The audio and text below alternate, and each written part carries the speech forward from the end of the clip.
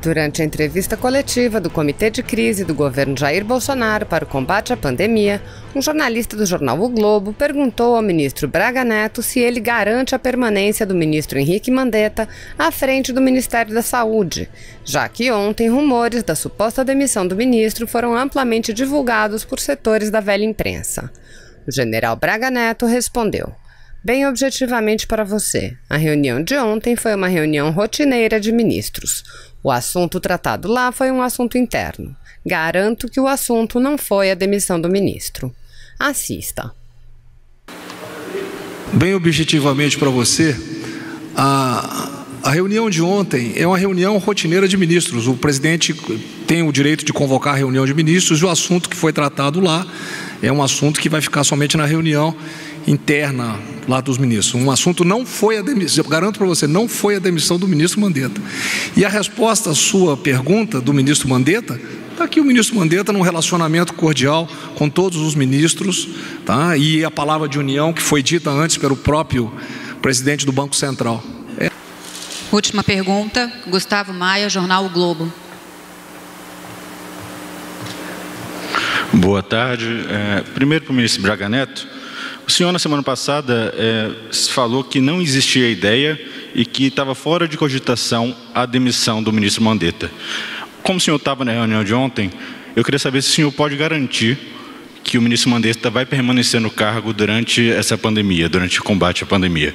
E também, aproveitando que o ministro Mandetta falou de transparência aqui agora há pouco, eu queria saber em que termos ocorreu a conversa ontem com o presidente Bolsonaro, que definiu a sua permanência, porque o senhor contou lá no Ministério da Saúde que vai continuar, mas houve uma conversa sobre a possível demissão, o senhor falou em limpar gavetas, por que existia essa possibilidade de sair do cargo?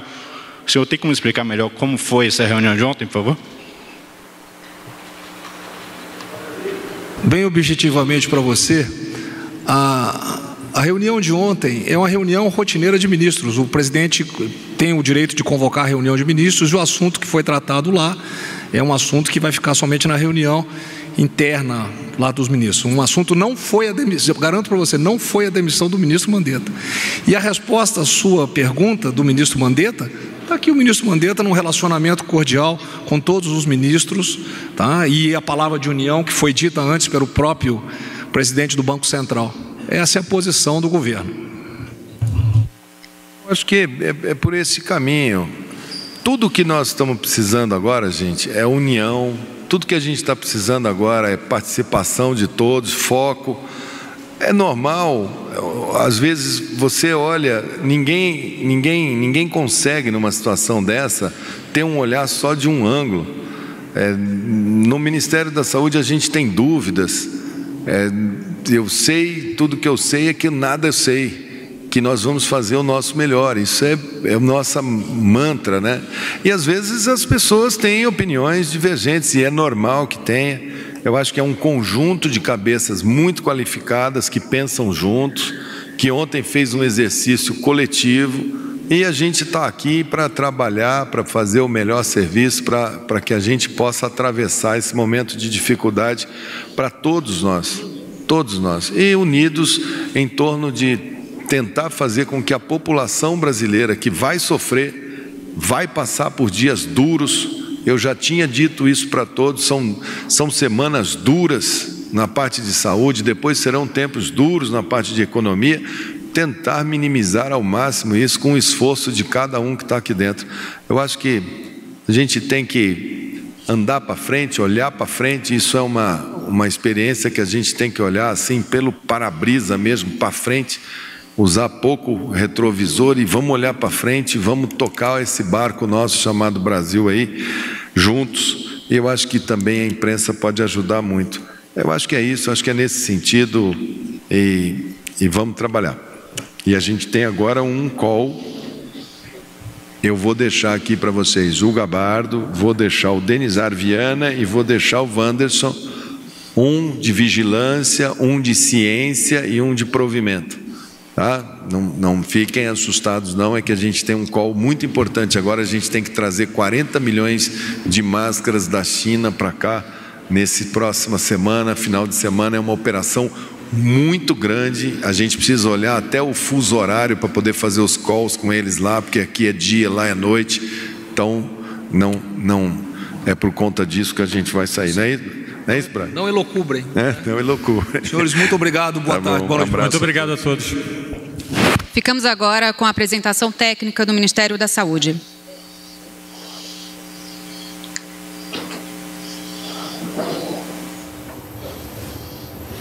Você acompanha com a gente entrevista coletiva direto do Palácio do Planalto, como diariamente temos acompanhado aqui pela TV Brasil e redes sociais. O ministro da Casa Civil, Braga Neto, coordena essa entrevista, que hoje contou com a presença do presidente do Banco Central, Roberto Campos Neto, que trouxe informações sobre as medidas econômicas que têm sido tomadas para diminuir os efeitos do coronavírus. O ministro da Saúde também, Luiz Henrique Mandetta, atualizou as informações sobre compras de equipamentos, sobre testes com substâncias que poderão ser utilizadas, e agora a atualização dos dados com o secretário executivo do Ministério, João Gabardo, também os secretários Denizar e Wanderson, trazendo informações mais detalhadas.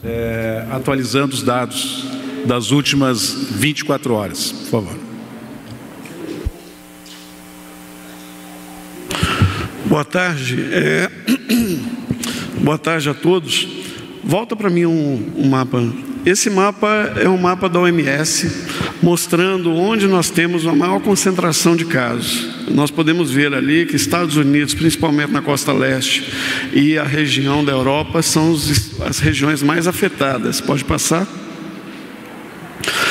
Quando nós olhamos o Brasil dentro deste contexto internacional, vimos que o Brasil está em 14º em número de casos confirmados, entre os países que têm o maior número de casos, é o 12º em número de óbitos, é o 8º em taxa de letalidade e o 16º em taxa de mortalidade. A taxa de letalidade, que é calculada em percentual, ela é de 5,8%. E a mortalidade, que é calculada em razão da população, está ali 17, se não me engano, internacional. Não estou enxergando direito, mas acho que é isso. Pode passar? Próximo. Então, nós temos hoje 13.717 casos registrados no Brasil, 667 óbitos registrados, 4,9% de taxa de letalidade. A região norte tem 951 casos registrados, o que dá 6,9%, e 33 óbitos.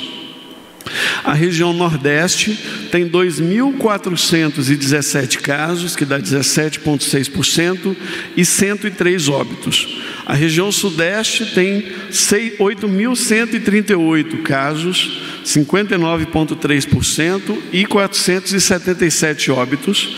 A região centro-oeste, 783 casos, 5,7% e 20 óbitos. E a região sul, 1.428, 10,4%, 34 óbitos. Pode passar o próximo. Aqui nestes dois mapas, no mapa da esquerda, nós vemos a distribuição por municípios do Brasil com casos confirmados.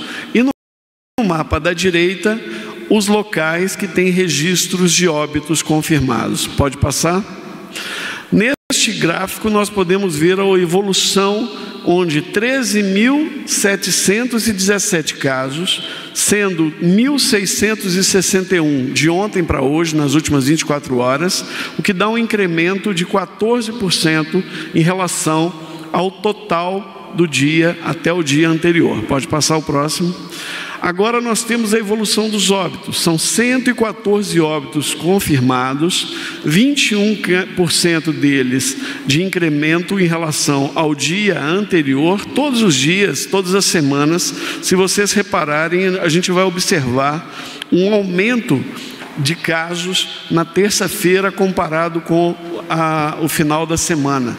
Isso é porque é o dia, na segunda-feira, os estados acabam consolidando e digitando um volume maior de casos do que no final de semana, e obviamente nós temos no final de semana uma redução. Pode passar o próximo.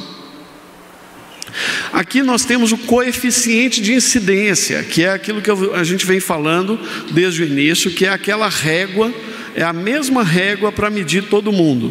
Então nós temos, olhando para esta mesma régua, o coeficiente de incidência, ou seja, o número de casos de Covid confirmado, dividido pela população total do estado, multiplicado por 100 mil, nós temos a média, a incidência nacional de 6,5 casos de Covid para cada 100 mil habitantes.